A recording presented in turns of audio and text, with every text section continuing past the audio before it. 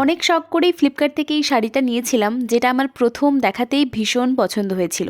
কিন্তু তাও এই শাড়িটাকে রিটার্ন করতে হলো। চলো কারণটা তোমাদের বলছি। আমি বরাবরই একটু লাইটওয়েট শাড়ি পরতে পছন্দ করি, যেটা খুব সহজেই প্লিট করা যাবে। শাড়িটা ঠিক সেরকমই এসেছে, মানে খুব সহজেই প্লিট করা যাবে, কুঁচি করার জন্য কাউকে ধরতেই লাগবে না, প্লাস লাইটওয়েটও হবে। তার সাথে যেটা এক্সট্রা পয়েন্ট সেটা হচ্ছে কালারটা ভীষণ সুন্দর। এক্স্যাক্টলি যেরকম কালার দেখছো ঠিক ওরকমটাই। শাড়ির কোয়ালিটি নিয়ে তো কোনো কথাই হবে না, ভীষণ ভালো কোয়ালিটির।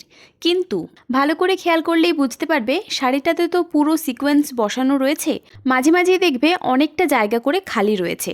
এই পাড়ের দিকটা বলো কিংবা তার ওপরের সিকোয়েন্সগুলো কিন্তু খুব ইজিলি উঠে আসছে। প্যাকেট খোলা মাত্রই প্যাকেটের মধ্যেই এতগুলো সিকোয়েন্স পড়েছিল। প্যাকেট থেকে বের করে শাড়িটাকে যখন আমার বিছানায় রাখলাম, পুরো বৃষ্টির মতো সিকোয়েন্সগুলো ঝরে ঝরে পড়ছিল। কোয়ালিটি অনুসারে শাড়িটা ভীষণ সুন্দর। আই থিঙ্ক যে আঠাটা দিয়ে বসিয়েছে সেটা ভীষণ চিপ কোয়ালিটির। যাই হোক, শাড়িটা অনিচ্ছা সত্ত্বেও রিটার্ন করতে হলো।